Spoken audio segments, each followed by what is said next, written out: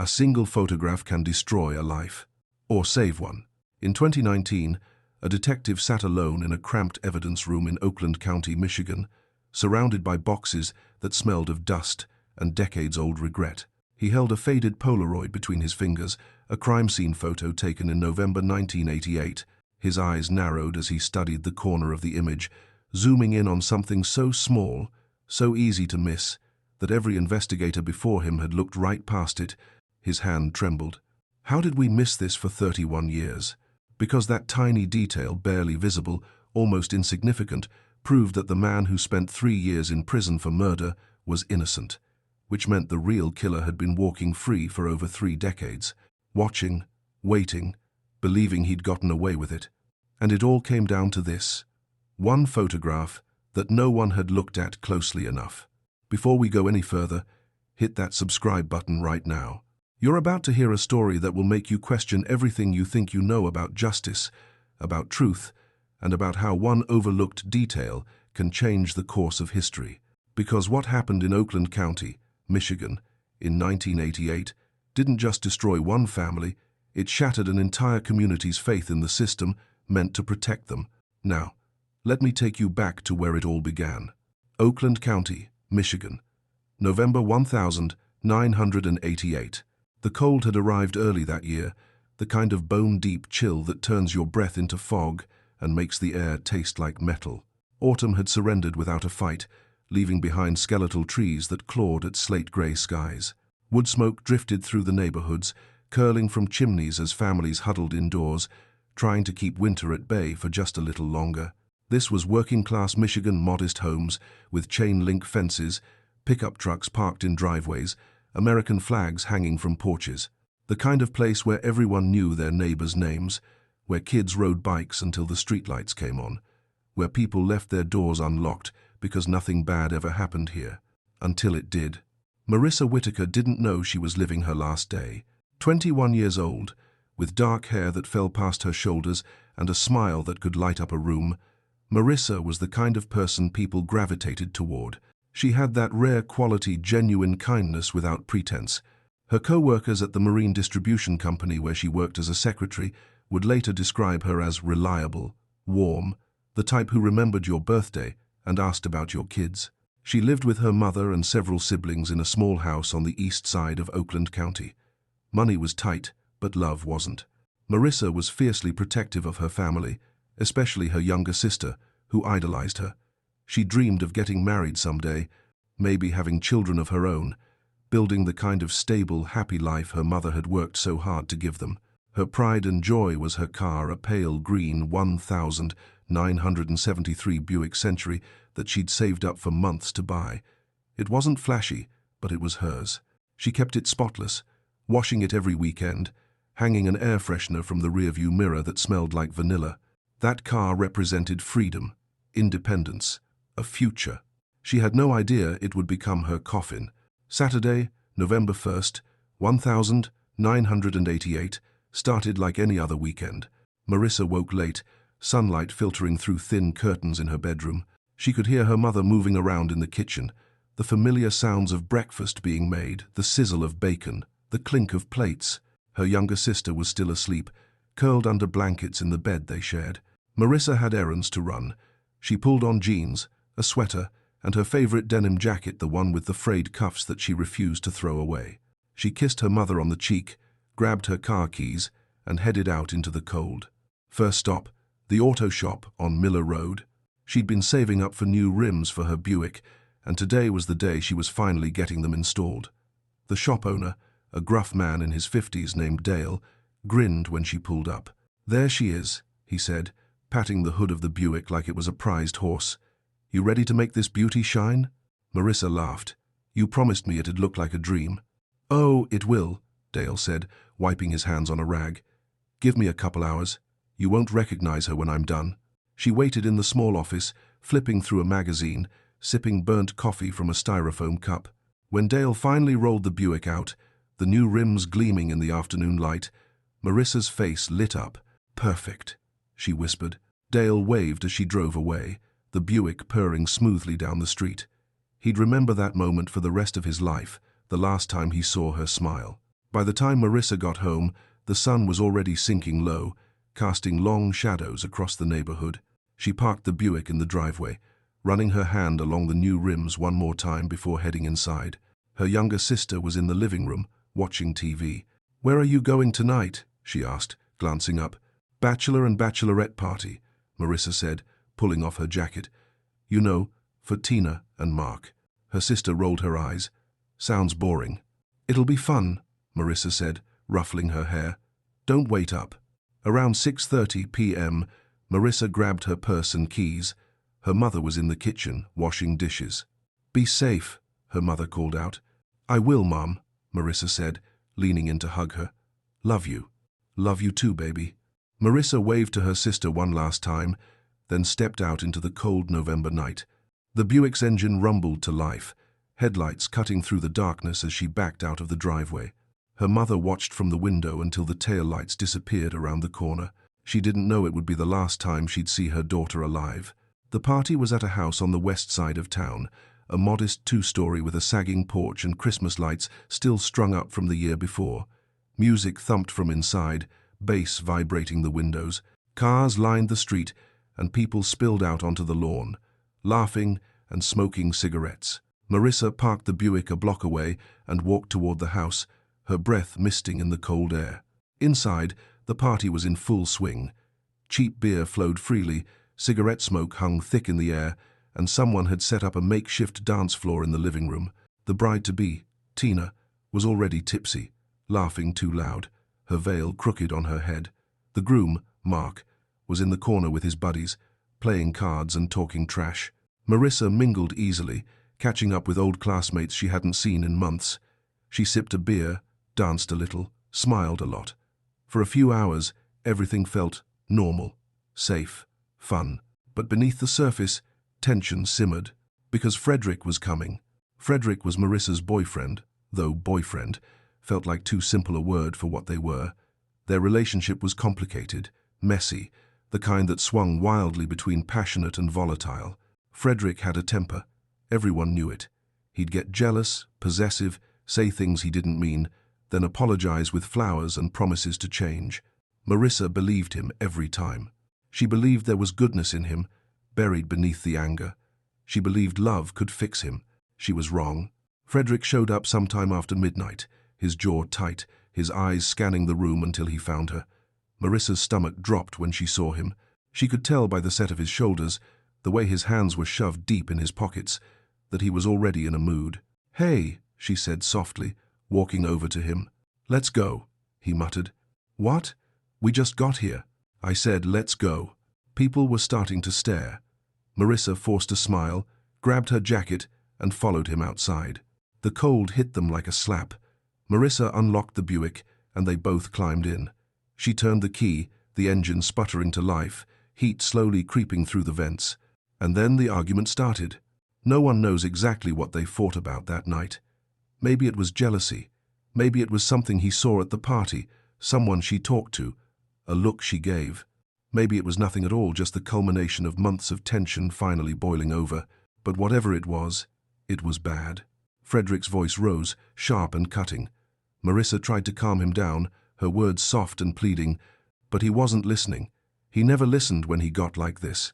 Finally, he'd had enough. He shoved open the passenger door and got out, slamming it so hard the whole car shook. "Frederick, wait." But he was already walking away, his boots crunching on the frozen pavement, his breath trailing behind him like smoke. Marissa scrambled out of the car, calling his name, her voice breaking. "Frederick, please just talk to me." He didn't turn around. He just kept walking, hands shoved in his pockets, shoulders hunched against the cold. Marissa stood there for a long moment, watching him disappear into the darkness. Tears stung her eyes, but she blinked them back. She was tired, so tired of this. Finally, she turned and walked back to the Buick. She got in, pulled the door shut, and sat there in the silence, her hands gripping the steering wheel. That door closing, that soft, final click, was the last sound of her old life. Because what happened next would haunt Oakland County for over 3 decades. Back at home, Marissa's mother woke around 3 a.m. She didn't know why at first, just a feeling, a mother's instinct that something was wrong. She lay there in the darkness, listening to the house settle, the wind rattling the windows. Then she got up and walked down the hall to Marissa's room. The bed was empty. Her heart started to race. She checked the bathroom, the kitchen, the living room. Nothing. She picked up the phone and dialed Frederick's number, her hands shaking. It rang and rang and rang. No answer. By 4:30 a.m., panic had fully set in. She called the Oakland County Sheriff's Office, her voice trembling so badly the dispatcher had to ask her to repeat herself. "My daughter," she said. "She didn't come home. Something's wrong. Please, something's wrong." The dispatcher took down the information, promised to send someone out, told her to stay calm. But a mother knows, and she knew. November 2nd, 1988, noon. Two hunters were walking through a wooded area about 10 miles west of town, their boots crunching through dead leaves and frost-covered underbrush. It was the kind of place locals avoided: dense pines, tangled brush, the kind of silence that felt heavy. One of the hunters stopped. "You smell that?" The other one nodded, his face going pale. They moved slowly, carefully, pushing through the trees until they saw her, a young woman lying on her back beneath the pines, fully clothed, denim jacket buttoned, dark hair fanned out around her head. She'd been shot twice. The crime scene was chaos. Deputies cordoned off the area, yellow tape fluttering in the wind. Detectives combed through the underbrush, photographing everything, bagging evidence. A forensic team arrived, setting up lights as the sun began to set. Boot prints were found near the body, heavy, with thick treads, leading toward a dirt track about 50 yards away. No weapon was recovered. Marissa Whitaker had been sexually assaulted before she was killed. When the news reached her family, her mother collapsed. Her sister screamed so loud the neighbors came running. The sound of that scream would echo through the neighborhood for years. The investigation moved fast. Frederick was brought in immediately. He sat in the interrogation room, his leg bouncing nervously, his eyes red-rimmed. "We had a fight," he admitted. "I got out of the car. I walked home. I passed out. That's it." "Anyone see you?" "No." "Anyone confirm you were home?" "No." His alibi was paper-thin, but there was no physical evidence tying him to the scene, no boot prints that matched, no witnesses placing him in the woods. Still, he was the obvious suspect, the boyfriend, the one with the temper. But then, something else came to light. At 3:37 a.m. on November 2nd, just hours after Marissa left the party, a call had come into dispatch. A retired nurse named Margaret Hollis reported seeing something disturbing while driving home from her night shift. She'd been heading east on Route 12 when she saw a man forcing a woman into a pickup truck at gunpoint. She was fighting him, Margaret told the dispatcher, her voice shaking. She was trying to get away, but he had a gun. He shoved her inside and drove off. "Can you describe the truck?" "Older model, reddish-brown maybe." "And?" She paused. "It was missing its rear bumper." The dispatcher put out an alert immediately. "An older pickup truck, reddish-brown, missing its rear bumper." Someone out there had seen something. Someone knew. But weeks passed, and no one came forward. The public moved on. The media coverage faded. Marissa Whitaker's family did not. 3 weeks later, a gas station attendant named Roy came into the sheriff's office, nervous and fidgeting. "I think I saw something," he said. "The night that girl was killed." Detectives leaned forward. "There was a truck," Roy continued. "Reddish-brown Ford, older model. It was missing its rear bumper. I remember because I thought it looked like hell, you know? Shouldn't be on the road like that." "Where did you see it?" "Headed west on Route 12, toward the woods." "What time?" "Around 2 a.m., maybe a little after." The detectives exchanged glances. "Did you see the driver?" Roy nodded. "Yeah, local guy. Works at the mill. Calvin Hayes." Calvin Hayes. 43 years old, mill worker, avid hunter. Lived alone in a trailer on the outskirts of town. And he drove a reddish-brown Ford pickup, missing its rear bumper. Detectives showed up at his door 2 days later. Calvin agreed to come to the station. He seemed calm, cooperative. He answered their questions without hesitation. Yes, he'd been out that night. Yes, he'd driven past that area. No, he didn't see anything unusual. "Would you be willing to take a polygraph?" one of the detectives asked. Calvin shrugged. "Sure. I got nothing to hide." The polygraph was administered 3 days later. Calvin Hayes failed. On December 10th, 1988, Calvin Hayes was arrested and charged with the kidnapping and murder of Marissa Whitaker. The evidence seemed overwhelming. The truck matched the description. His work boots matched the boot prints found at the scene. He'd been in the area at the time of the murder, and he'd failed the polygraph.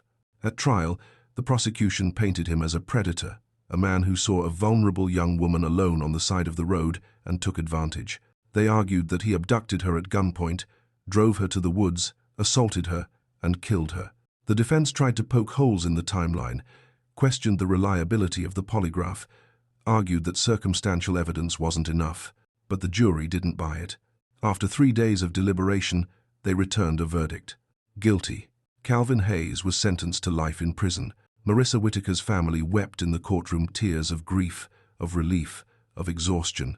It didn't bring her back. Nothing could. But at least the man who took her was behind bars. At least it was over. Or so they thought. 3 years later, in 1991, an investigator named Thomas Brennan was conducting a routine audit of old case files.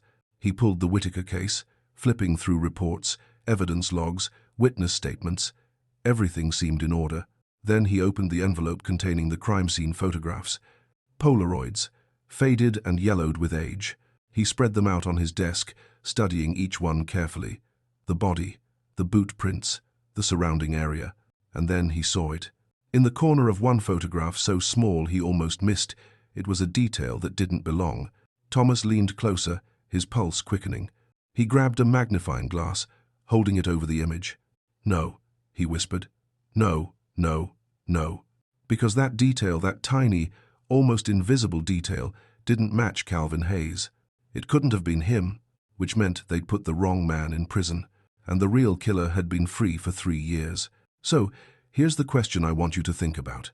How many other cases are out there right now, with one overlooked detail that could change everything? How many innocent people are sitting in prison while the guilty walk free?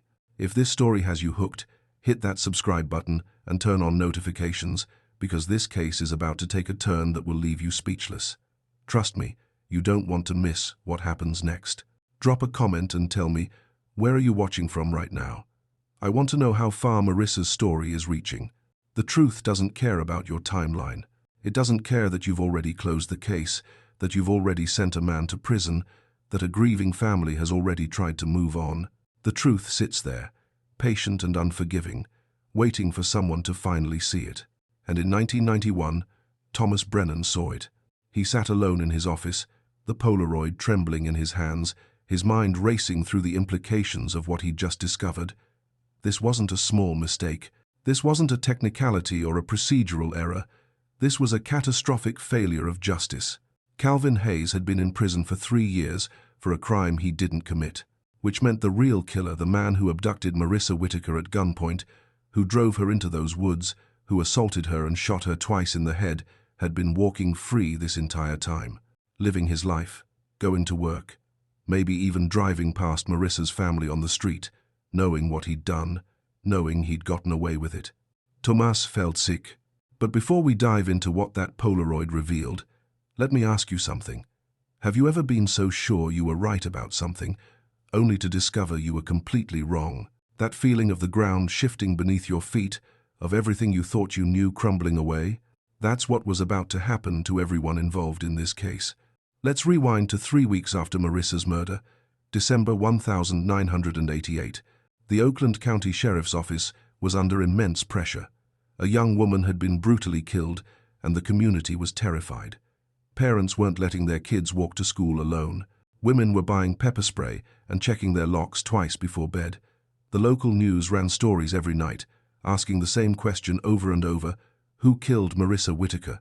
When Roy, the gas station attendant, came forward with information about Calvin Hayes and his reddish-brown Ford pickup missing its rear bumper, it felt like a breakthrough. Finally, a lead. Finally, a suspect. Detectives descended on Calvin's life like vultures.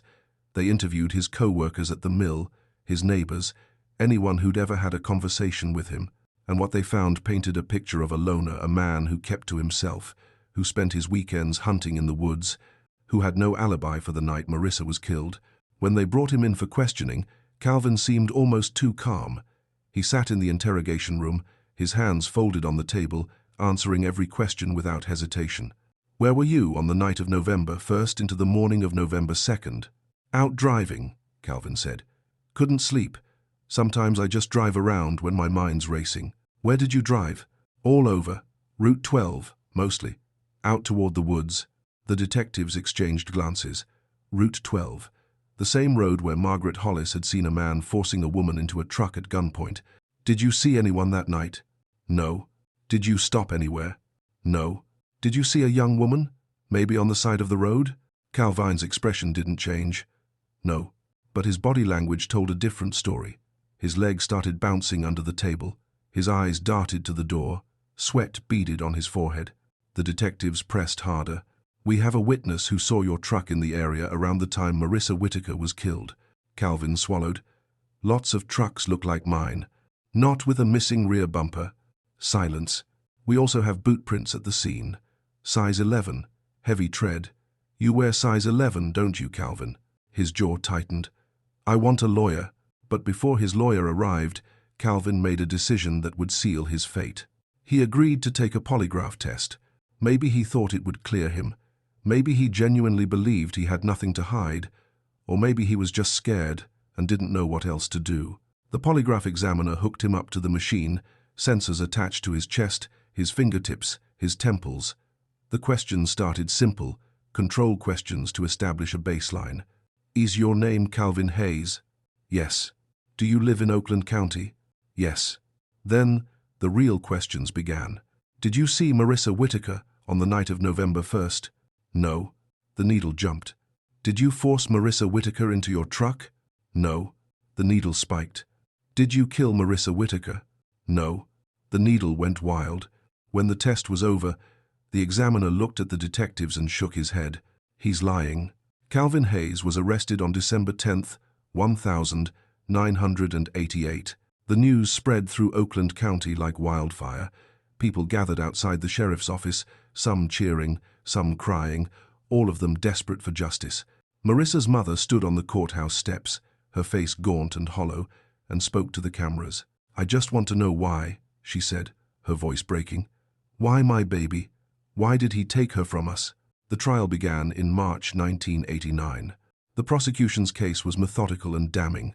They presented the timeline. Marissa leaving the party alone after her fight with Frederick. Margaret Hollis's 3:37 a.m. call, reporting a man forcing a woman into a truck at gunpoint. Roy's testimony about seeing Calvin's truck headed toward the woods around 2 a.m. They presented the physical evidence, the boot prints at the scene that matched Calvin's work boots, the fact that his truck matched the description reddish-brown, older model, missing its rear bumper, and they presented the polygraph results.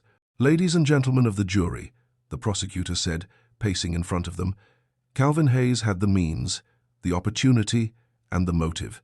He was in the area. His truck matches the description, his boots match the prints, and when asked if he killed Marissa Whitaker, the polygraph test, a scientific measure of truth, showed he was lying. The defense attorney did his best. He argued that polygraph tests aren't infallible, that they're not even admissible in many courts because they're unreliable. He pointed out that there was no DNA evidence linking Calvin to the crime, no weapon recovered, no eyewitness who could definitively place him at the scene. "Circumstantial evidence," he said, "is not the same as proof. My client is innocent, and you cannot convict a man based on suspicion and coincidence." But the jury wasn't convinced. After 3 days of deliberation, they returned to the courtroom. The foreman stood, a piece of paper trembling in his hands. "We, the jury, find the defendant, Calvin Hayes, guilty of kidnapping and murder in the first degree." The courtroom erupted. Marissa's family sobbed. Calvin sat frozen, his face pale, his hands gripping the edge of the table. "I didn't do this," he whispered. "I didn't do this." But no one was listening. He was sentenced to life in prison without the possibility of parole. For 3 years, Calvin Hayes sat in a cell, maintaining his innocence to anyone who would listen.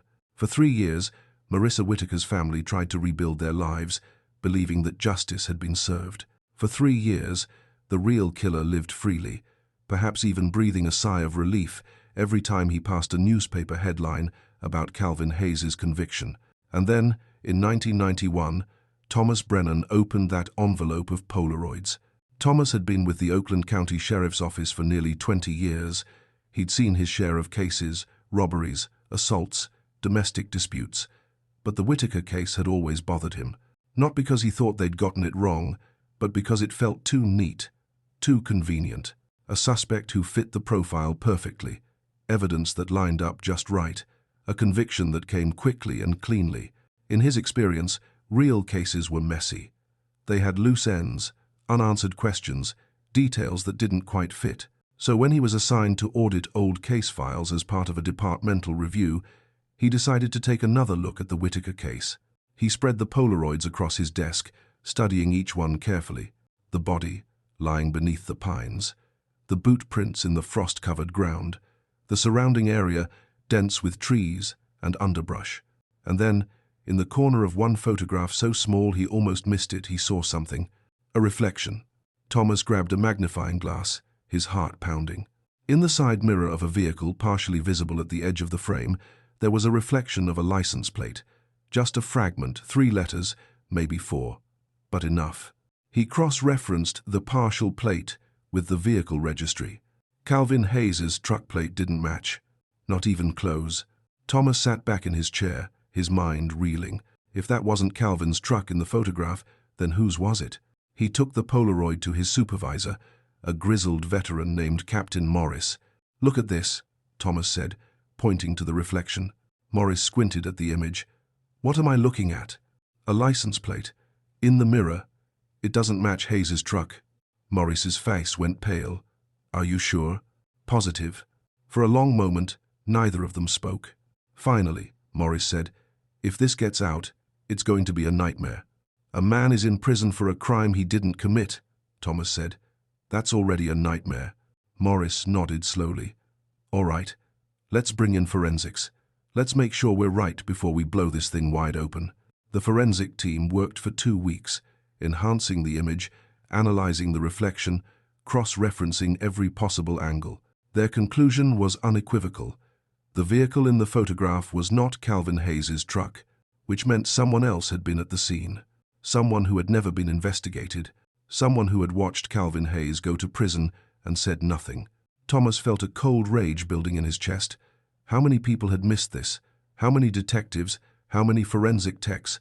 How many prosecutors had looked at this photograph and seen nothing? But there was no time for anger. There was only the work. They reopened the investigation quietly, without fanfare, without alerting the media. They went back through every witness statement, every piece of evidence, every detail of the original case. And slowly, a new picture began to emerge. Margaret Hollis, the retired nurse who had called 911 at 3:37 a.m., was re-interviewed. "Can you describe the man you saw forcing the woman into the truck?" Thomas asked. Margaret closed her eyes, trying to remember. "It was dark. I only saw him for a few seconds. But he was tall, maybe 6 feet, and he was wearing a jacket dark, maybe leather." "What about his build?" "Stocky, broad shoulders." Thomas made notes. Calvin Hayes was 5'9" and lean. "What about the truck? You said it was reddish-brown, missing its rear bumper." "Yes." "Are you certain about the color?" Margaret hesitated. "It was dark. The streetlights weren't great. It could have been brown, or red, or even dark orange. I just remember thinking it looked old and beat up." Thomas nodded. "Thank you, Margaret." As he left her house, his mind was racing. The description of the man didn't match Calvin. The description of the truck was vague enough that it could have been any number of vehicles. They'd built an entire case on assumptions and coincidences, and an innocent man had paid the price. In April 1991, Calvin Hayes' conviction was overturned.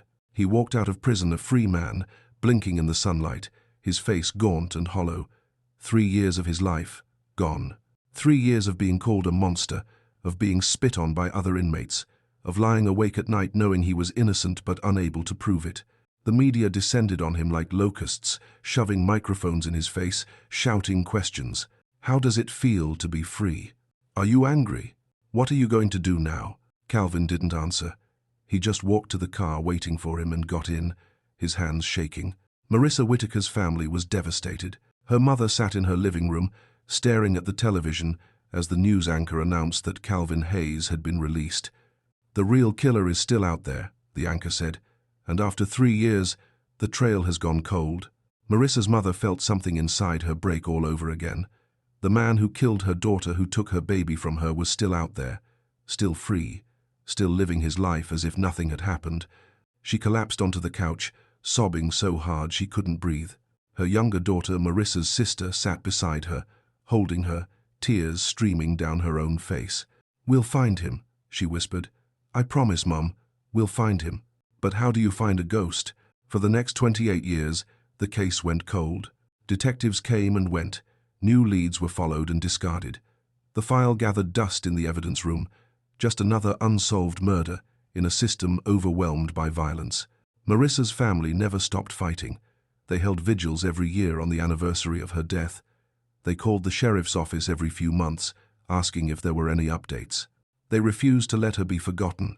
But as the years passed, hope began to fade, until 2019. Detective Laura Finch had just been promoted to the cold case unit. She was young, ambitious, and determined to prove herself.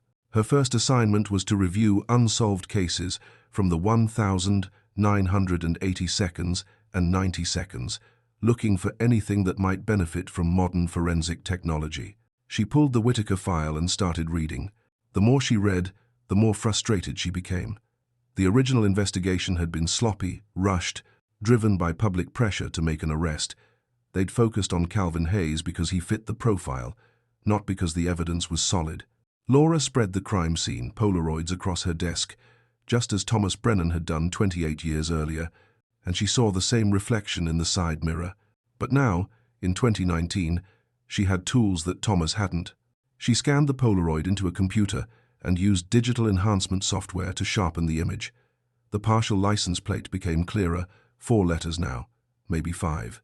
She ran it through the state DMV database, cross-referencing vehicles registered in Oakland County in 1988. 3 matches came up.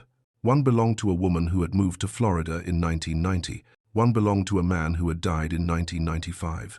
And one belonged to a man named Dennis Kowalski. Laura's pulse quickened. She pulled up Dennis's file. 47 years old in 1988. Worked as a mechanic. Lived 2 miles from where Marissa's body was found. And he'd been at the bachelor and bachelorette party that night. So here's what I want you to think about. How many times had Dennis Kowalski driven past Marissa's family, knowing what he'd done? How many times had he seen her mother on the news, begging for answers, and said nothing? And here's the bigger question. What kind of person can live with that for 28 years? If you're as hooked as I am, smash that like button right now. Because what happens next, the moment they finally confront Dennis Kowalski, is going to leave you speechless. Drop a comment and tell me, what time is it where you are? I'm curious how late you're staying up for this story. We're not done yet, not even close. Laura dug deeper into Dennis Kowalski's background. In 1988, he'd been questioned as part of the initial investigation, just a routine interview, since he'd been at the party. But he'd been cleared almost immediately. He had an alibi. His wife said he'd come home around 1 a.m. and gone straight to bed. But Laura noticed something in the interview notes. Dennis had scratches on his hands. When asked about them, he said he'd been working on a car earlier that day and cut himself on some metal. The detective had accepted the explanation without question. Laura felt her stomach turn. Scratches on his hands. The night Marissa was killed. She kept digging. Dennis's truck, a 1979 Dodge D100, dark brown, older model, had been registered in his name until 1989, when he sold it. Laura tracked down the current owner, a man in his 60s who used it on his farm. "Does it still have the original bumper?" she asked. The man laughed. "Nope. Rear bumper was missing when I bought it. Never bothered to replace it." Laura's hands were shaking as she hung up the phone. She brought her findings to her captain. "We need to bring him in," she said. The captain hesitated. "It's been 31 years. His lawyer's going to tear us apart if we don't have solid evidence. We have the license plate. We have the truck. We have the scratches. And we have the fact that he was at the party that night. It's circumstantial." "So was the case against Calvin Hayes," Laura shot back. And we put him in prison for 3 years. The captain sighed. All right, but we do this carefully. No mistakes. For 3 months, Laura and her team built their case. They re-interviewed everyone who had been at the party that night. They tracked down Dennis's ex-wife, who had divorced him in 1995. They analyzed the Polaroid with the most advanced forensic technology available. And slowly, the pieces fell into place. Dennis Kowalski had left the party around 1:30 a.m., not 1 a.m., as his wife had originally claimed. Multiple witnesses confirmed it. He'd been seen talking to Marissa earlier in the night, offering to help her if she needed a ride. And his truck, his dark brown Dodge with the missing rear bumper, matched the description Margaret Hollis had given. In November 2019, Laura got the call she'd been waiting for. We have enough for an arrest warrant. On a cold morning in late November, almost exactly 31 years after Marissa Whitaker was killed, a team of officers surrounded Dennis Kowalski's house. He answered the door in a bathrobe, coffee mug in hand, his face confused. Dennis Kowalski, Laura said, her voice steady. You're under arrest for the kidnapping and murder of Marissa Whitaker. For just a moment, his face went blank, and then he smiled. I was wondering when you'd figure it out, he said. What's the weather like where you are today? Because I need to think about something normal after hearing that. I was wondering when you'd figure it out. 6 words that confirmed what Laura Finch had suspected for months. 6 words that validated 31 years of a family's anguish. 6 words that proved sometimes the monster isn't hiding in the shadows. He's standing right in front of you, drinking his morning coffee, living his ordinary life. But here's the equation that haunted Laura from the moment those words left Dennis Kowalski's mouth. 1 photograph plus 31 years plus 1 overlooked detail equals justice. Except the math wasn't that simple. Because justice delayed isn't just justice denied, it's justice that leaves scars on everyone it touches. And as Dennis Kowalski sat in that interrogation room, smiling like he'd just won a game he'd been playing for 3 decades, Laura realized something terrifying. He'd been waiting for this moment. The interrogation room was small, windowless, the kind of space designed to make people uncomfortable. Fluorescent lights hummed overhead, casting harsh shadows across the metal table bolted to the floor. Dennis sat with his hands folded, calm and composed, like he was waiting for a job interview rather than facing a murder charge.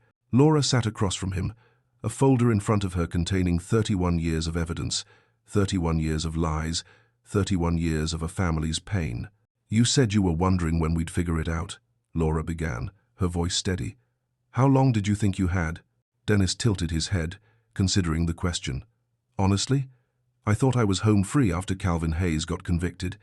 That was, what, 3 years?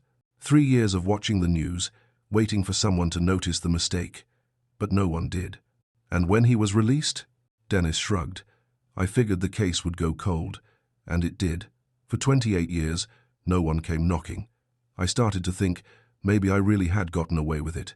Laura felt her jaw tighten. Tell me what happened that night. Why? Dennis asked, leaning back in his chair. You already know. You wouldn't have arrested me if you didn't. I want to hear it from you. For a long moment, Dennis said nothing. Then, slowly, he began to speak.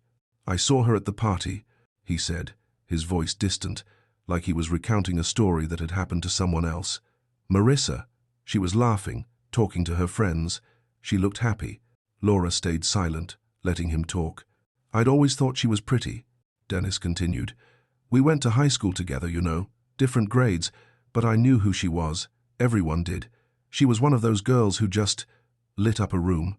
He paused, his fingers drumming on the table. I saw her leave with her boyfriend, saw them get in her car. And then, maybe 20 minutes later, I saw her boyfriend walking back alone. He looked pissed. I figured they'd had a fight. So you followed her, Laura said. Dennis smiled. I offered to help. I went outside, saw her sitting in her car, crying. I knocked on the window, asked if she was okay. She rolled down the window, said she was fine, just needed a minute. And then I asked if she needed a ride. Told her I could take her home, that she shouldn't be driving upset. She said no, said she was fine. Laura's hands clenched under the table. But you didn't take no for an answer. Dennis's smile faded. I went back to my truck, started driving home, but I couldn't stop thinking about her, about how she'd looked at me like I was nobody, like I didn't matter. His voice, hardened. So I turned around, drove back, and I saw her car, still parked on the street. She was just sitting there, staring at nothing. What did you do? I pulled up next to her, got out, knocked on her window again. This time, I had my hunting rifle. Laura felt sick. She saw the gun and froze, Dennis said. I told her to get out of the car. Told her if she screamed, I'd shoot her right there. She got out. I walked her to my truck, made her get in. And then you drove her to the woods? Dennis nodded. I knew those woods, hunted there all the time. I knew no one would find her for days, maybe weeks. Why? Laura asked, her voice barely above a whisper. Why did you do it? Dennis looked at her, his eyes cold and empty. Because I could. The confession was recorded, transcribed, and handed over to the prosecutor's office. But Laura knew confessions alone weren't always enough. They needed the physical evidence to back it up. Forensic teams went back to the original crime scene, or what was left of it after 31 years. The woods had changed, trees had grown, the landscape had shifted. But they brought ground-penetrating radar, cadaver dogs, metal detectors, and they found something. Buried 6 inches beneath the soil, corroded and covered in rust, was a shell casing. A. 308 caliber, the same caliber used in hunting rifles. Ballistics confirmed it matched the bullets that killed Marissa Whitaker. They searched Dennis's property next. He'd moved twice since 1988, but they tracked down his old storage unit, the one he'd been renting for over 20 years. Inside, wrapped in an oiled cloth, was a hunting rifle. A. 308. DNA analysis found traces of blood on the stock blood that matched Marissa Whitaker's. He'd kept it. For 31 years, he'd kept the murder weapon hidden away like a trophy. The trial began in March 2021. The courtroom was packed. Marissa's family sat in the front row, her mother, now in her 70s, frail but determined. Her sister, now in her 50s, her face etched with decades of grief. Cousins, nieces, nephews, all of them there to bear witness. Dennis Kowalski sat at the defense table, his expression blank, his hands folded. The prosecution laid out the case methodically. They presented the Polaroid, the enhanced image showing the partial license plate that matched Dennis's truck. They presented the timeline, showing that Dennis had left the party after Marissa, that he had no alibi for the time of the murder. They presented the confession, playing the audio recording of Dennis calmly describing how he abducted, assaulted, and killed Marissa Whitaker. They presented the rifle, the shell casing, the DNA evidence, and they presented witness after witness, people who had known Dennis, who described him as controlling, volatile, someone who didn't handle rejection well. The defense tried to argue that the confession had been coerced, that the evidence was circumstantial, that 31 years was too long to expect a fair trial. But the jury wasn't buying it. After 2 days of deliberation, they returned to the courtroom. The foreman stood, the verdict form in his hands. We, the jury, find the defendant, Dennis Kowalski, guilty of kidnapping, sexual assault, and murder in the first degree. The courtroom erupted. Marissa's mother sobbed, her body shaking with relief and grief. Her sister held her, tears streaming down her own face. Dennis sat motionless, his face expressionless. Sentencing came 2 weeks later. The judge, a stern woman in her 60s, looked down at Dennis with barely concealed disgust. "Mr. Kowalski," she said, "you have shown no remorse for your actions. You took a young woman's life, destroyed her family, and allowed an innocent man to suffer in your place. You are a coward and a predator." She paused, letting the words hang in the air. "I hereby sentence you to life in prison without the possibility of parole." Dennis was led out of the courtroom in handcuffs, his head down, his shoulders slumped. As he passed Marissa's family, her sister stood up. "I hope you rot," she said, her voice shaking. "I hope every single day, in that cell, you think about what you took from us." Dennis didn't look at her. He just kept walking. After the trial, Laura Finch sat down with Marissa's family. They met at a small diner on the outskirts of Oakland County, the kind of place with vinyl booths and coffee that tasted like it had been sitting on the burner too long. Marissa's mother held Laura's hand across the table, her grip surprisingly strong. "Thank you," she whispered. "Thank you for not giving up on her." Laura felt tears prick her eyes. "I'm sorry it took so long. "You found him," Marissa's sister said. "That's what matters. You found him." They talked for hours about Marissa, about the life she'd lived, the dreams she'd had, the person she'd been before Dennis Kowalski took it all away. She wanted to get married, her mother said, her voice soft. She wanted kids. She wanted to travel, see the world. She had so many plans. She would have been 52 this year, her sister added. Can you imagine? 52. She could have had grandkids by now. Laura listened, her heart breaking for this family that had lost so much. "What happens to Calvin Hayes?" Marissa's mother asked suddenly. "The man who went to prison for something he didn't do," Laura sighed. "He received a settlement from the state. Not much, but something. Last I heard, he moved out of Michigan, wanted to start over somewhere no one knew his name. I hope he finds peace," Marissa's mother said. "He deserves that much." Calvin Hayes never fully recovered from his wrongful conviction. The 3 years he spent in prison left scars that no amount of money could heal. He struggled with PTSD, with trust, with the simple act of living in a world that had failed him so completely. He moved to Oregon, changed his name, tried to build a quiet life away from the cameras and the questions and the constant reminder of what had been stolen from him. In interviews, he rarely spoke about Marissa Whitaker. Not because he didn't care, but because talking about her meant reliving the nightmare of being accused of her murder. "I don't blame her family," he said once, in a rare interview. "They were hurting. They needed someone to blame. I just wish it hadn't been me." When Dennis Kowalski was finally convicted, Calvin released a brief statement. "Justice has been served, but it doesn't give me back the 3 years I lost. It doesn't erase the fact that I was called a monster, that people believed I was capable of something so evil. I'm glad Marissa's family finally has answers. I just wish it hadn't taken 31 years. As for Dennis Kowalski, he sits in a maximum security prison in Michigan, serving his life sentence. He's been denied parole, not that he was eligible for it. He spends his days in a small cell, isolated from the general population for his own safety. Inmates don't take kindly to men who hurt women.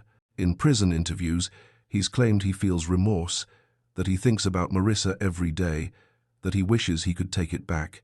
But those who know the case don't believe him, because a man who keeps a murder weapon for 31 years isn't remorseful. He's proud. Laura Finch still works in the cold case unit. The Whitaker case changed her, made her more determined, more relentless.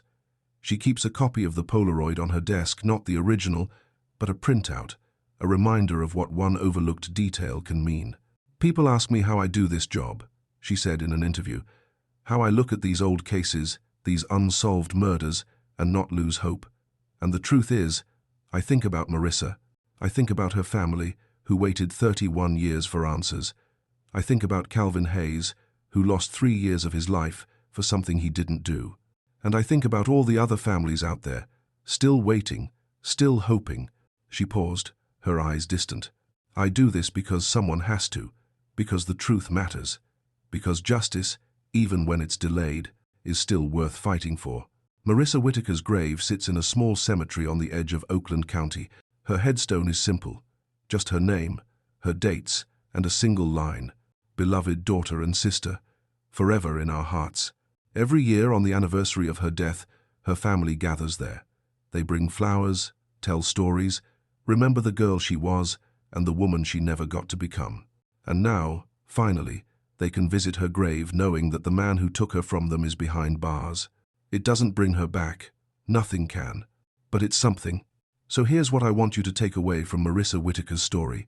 One photograph, one overlooked detail, 31 years. That's all it took to change everything. How many other cases are out there right now with evidence sitting in a box, waiting for someone to look just a little closer? How many families are still waiting for answers?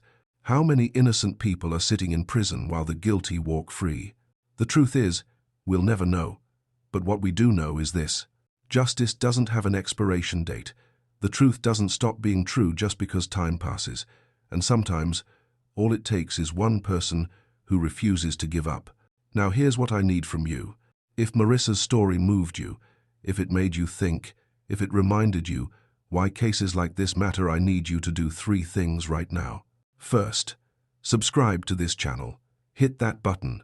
Turn on notifications, because there are hundreds of stories like Marissa's out there, and I'm going to keep telling them until every single one gets the attention it deserves. Second, like this video. I know it seems small, but it tells YouTube that this story matters, that true crime isn't just entertainment. It's about real people, real families, real lives that were stolen. Third, and this is the most important one, I want you to share this video. Send it to someone. Post it on your social media. Because Marissa Whitaker's name deserves to be remembered. Her story deserves to be told. And the more people who hear it, the more pressure there is on law enforcement to never give up on cold cases. Drop a comment right now and tell me, what detail would you have noticed in that Polaroid? What would you have done differently? I read every single comment, and I want to hear from you. And if you know someone who's still waiting for answers in an unsolved case, drop their name in the comments. Let's make sure they're not forgotten. Marissa Whitaker was 21 years old when her life was stolen from her. She deserved better. Her family deserved better. Calvin Hayes deserved better. But because one detective refused to give up, because one person looked at an old photograph and saw what everyone else had missed, justice finally came. Let that be a reminder. It's never too late for the truth. Thank you for watching. Thank you for caring. And I'll see you in the next one. Her name was Marissa Whitaker, and now you'll never forget her. But before we close this chapter, there are pieces of this story that deserve to be told, because Marissa Whitaker's case didn't just affect her family or Calvin Hayes or even Dennis Kowalski. It sent ripples through an entire community, changed how investigations are conducted, and left scars on people you've never heard of. Let me tell you about them. The witnesses who carried the weight. Margaret Hollis, the retired nurse who called 911 at 3:37 a.m. on November 2nd, 1988, never forgave herself. For 31 years, she carried the guilt of not being able to give a better description of the truck, of the man, of what she'd seen that night. She replayed that moment over and over in her mind, the woman struggling, the man with the gun, the truck speeding away into the darkness. If I'd just gotten the license plate number, she told Laura Finch during a re-interview in 2019, if I'd just been closer, or if the streetlight had been better, or if I'd thought to follow them. You did everything right, Laura interrupted gently. You called it in immediately. You gave us a description. You tried to help. But Margaret shook her head, tears streaming down her weathered face. A girl died, and I couldn't save her. Margaret was 79 years old when Dennis Kowalski was finally arrested. She attended every day of the trial, sitting in the back row, her hands clutched around a tissue. When the guilty verdict was read, she closed her eyes and whispered a prayer. She died 6 months later, in her sleep. Her daughter said that in those final months, Margaret seemed lighter somehow, like a burden had finally been lifted. She never said it out loud, her daughter told a local reporter, but I think she'd been waiting for justice. I think she needed to know that what she saw that night mattered, that her call made a difference. It did, Margaret, it did. Then there was Roy, the gas station attendant who identified Calvin Hayes' truck. Roy was 23 in 1988, working the night shift to pay his way through community college. When detectives showed him a photo lineup and he pointed to Calvin Hayes, he thought he was helping. He thought he was doing the right thing. 3 years later, when Calvin was released and the truth came out, Roy was devastated. I put an innocent man in prison, he said in an interview years later, his voice hollow. I was so sure. I was so damn sure it was his truck, but I was wrong. Roy never finished college. He quit the gas station, moved to another state, tried to outrun the guilt, but it followed him everywhere. When Dennis Kowalski was arrested in 2019, Roy was living in Arizona, working construction.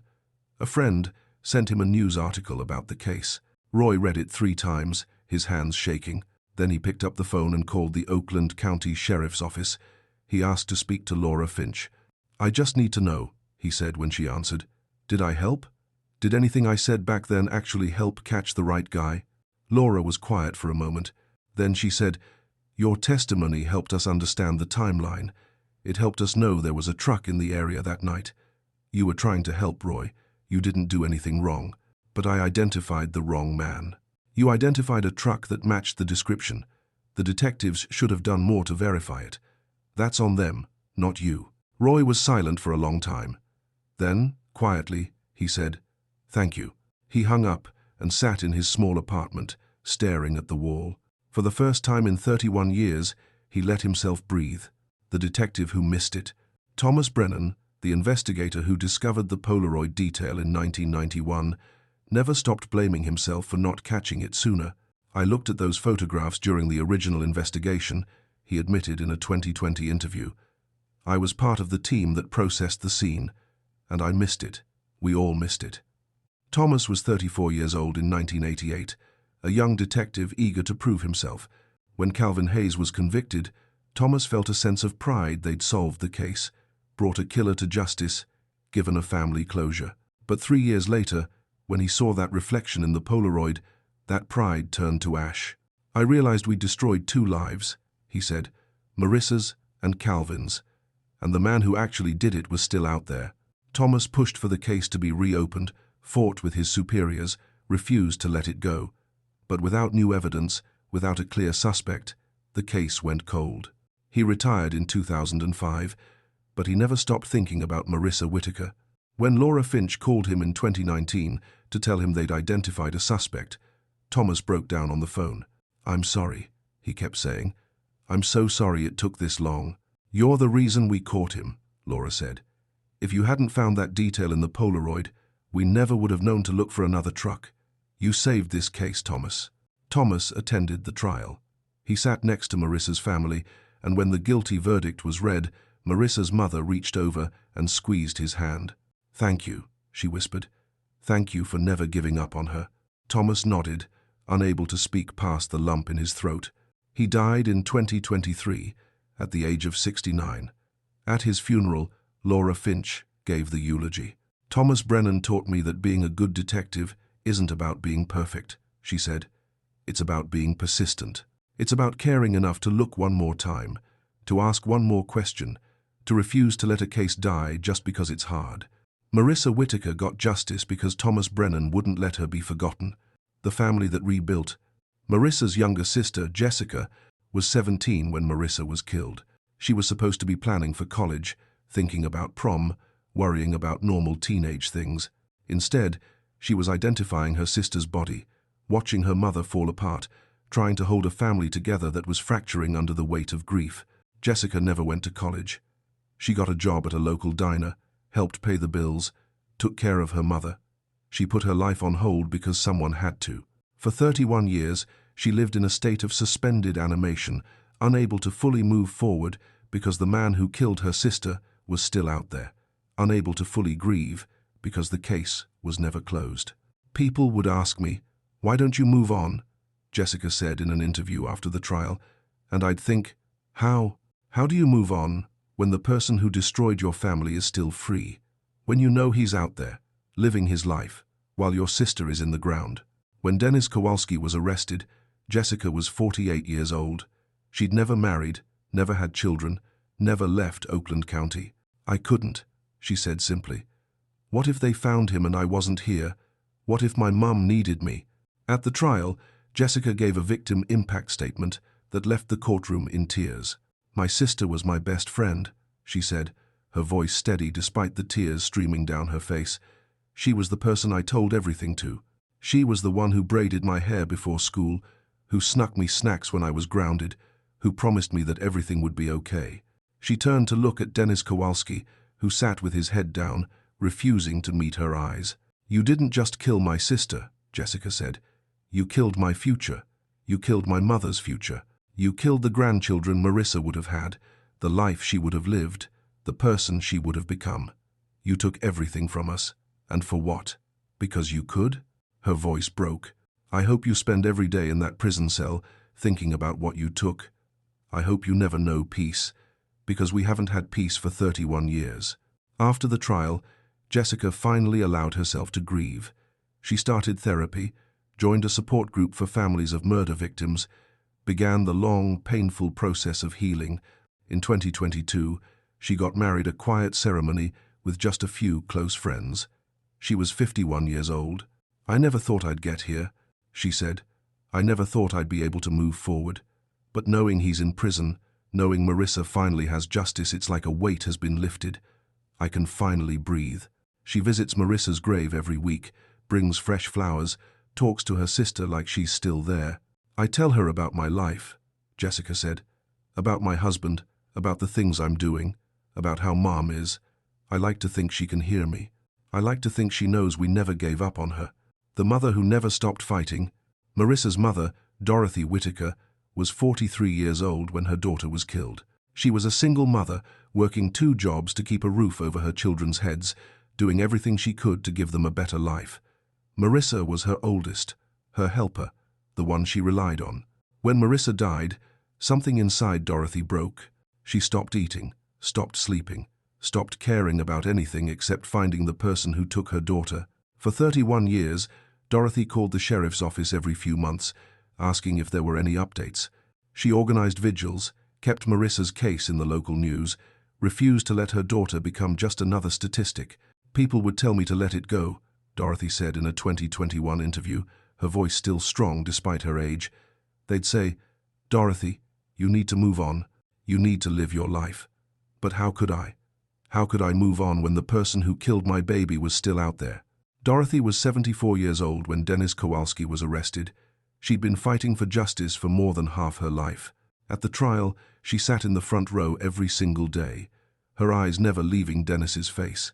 She wanted him to see her. She wanted him to know that she'd never stopped, that she'd never given up, that he'd underestimated a mother's love. When the guilty verdict was read, Dorothy collapsed into her daughter Jessica's arms, sobbing so hard her whole body shook. "She knows," Dorothy whispered. "Marissa knows. She can finally rest." Dorothy died in 2023, at the age of 76. She'd lived just long enough to see her daughter's killer brought to justice. At her funeral, Laura Finch spoke about Dorothy's relentless pursuit of the truth. "Dorothy Whitaker was the strongest person I've ever met," Laura said. "She never gave up. She never stopped fighting. And because of her, because she refused to let Marissa be forgotten, we were able to bring Dennis Kowalski to justice. Dorothy didn't just love her daughter, she honored her. Every single day for 31 years. Jessica scattered some of Dorothy's ashes on Marissa's grave. "Now they're together," she said. "Finally, the lessons we carry forward." The Marissa Whitaker case changed how cold cases are investigated in Oakland County and beyond. After Dennis Kowalski's conviction, the sheriff's office implemented new protocols for reviewing old evidence. Every unsolved case from before 2000 is now being re-examined with modern forensic technology. "We can't change what happened to Marissa," Laura Finch said, "but we can make sure it doesn't happen again. We can make sure that every piece of evidence is examined thoroughly, that nothing is overlooked, that families get the answers they deserve." The case also led to reforms in how polygraph tests are used. While they're still employed as investigative tools, they're no longer given the same weight they once were. Calvin Hayes failed a polygraph, and we convicted him based largely on that, Thomas Brennan said before his death. But polygraphs aren't foolproof. People fail them for all kinds of reasons: nervousness, fear, anxiety. We should never have put so much stock in it. Law enforcement agencies across the country have taken note. Training programs now emphasize the importance of physical evidence over circumstantial indicators. Detectives are taught to question their assumptions, to look beyond the obvious suspect, to never stop asking, "What are we missing?" And perhaps most importantly, the case has given hope to families of other cold case victims. If justice can come after 31 years, it can come after 40, after 50, after however long it takes. The truth doesn't have an expiration date. Where they are now. Laura Finch continues to work cold cases. She's solved 3 more since Marissa's, each one bringing closure to families who'd been waiting for decades. She keeps that Polaroid on her desk as a reminder. Always look closer. Jessica Whitaker now volunteers with a non-profit that supports families of murder victims. She speaks at conferences, shares her story, helps others navigate the impossible grief of losing someone to violence. "If I can help even one person feel less alone," she says, "then maybe some good can come from all this pain." Calvin Hayes still lives in Oregon under a different name. He's never given another interview, never spoken publicly about his wrongful conviction. Those who know him say he's quiet, keeps to himself, still struggles with trust. The state of Michigan paid him $150,000 in compensation, $50,000 for each year he spent in prison. It's not enough. It will never be enough. Dennis Kowalski sits in his cell, serving his life sentence. He's been attacked twice by other inmates, once badly enough that he spent 2 weeks in the prison hospital. He's requested protective custody, solitary confinement, anything to keep him safe. His requests have been denied. The prison system, it seems, has its own sense of justice. The final truth. Here's what haunts me about this case, and what should haunt all of us. Dennis Kowalski lived 31 years as a free man. He went to work, he paid his bills, he had relationships. He probably went to barbecues and birthday parties and holiday dinners. He lived a normal life, while Marissa Whitaker's body lay in the ground, and her family suffered. And the only reason he was finally caught was because one detective looked at an old photograph one more time. One photograph, one more look. That's all it took. So here's my question for you. How many other Dennis Kowalskis are out there right now? How many people are living normal lives, hiding in plain sight, believing they've gotten away with murder? And how many families are still waiting, still hoping, still fighting for answers? The truth is, we don't know. But what we do know is this. Every case deserves another look. Every victim deserves to be remembered. Every family deserves closure. Marissa Whitaker got justice because people refused to give up on her. Who are you refusing to give up on? Now here's what I need you to do, and I mean really do. Not just think about doing. Go to the comments right now and tell me about an unsolved case in your area. Tell me about a victim who's been forgotten. Tell me about a family that's still waiting for answers. Let's shine a light on these cases. Let's make sure they're not forgotten. And if you've made it this far in this video, if you've stayed with me through Marissa's entire story, then you care about justice. You care about truth. So prove it. Subscribe to this channel, like this video, share it everywhere you can. Because the algorithm doesn't care about justice. It cares about engagement. And if we want stories like Marissa's to reach the people who need to hear them, the detectives who might take another look, the witnesses who might finally come forward, the families who need to know they're not alone, then we need to make some noise. Drop a comment. Share this video. Tag someone who needs to hear this story. Marissa Whitaker was 21 years old. She had her whole life ahead of her, and Dennis Kowalski took it from her because he thought he could get away with it. For 31 years, he did, but not anymore. Her name was Marissa Whitaker. Say it with me, Marissa Whitaker. Now make sure the world never forgets it. I'll see you in the next one, and thank you truly for caring enough to make it to the end. Justice delayed is not justice denied. Sometimes it's just justice waiting for the right person to find it. Be that person.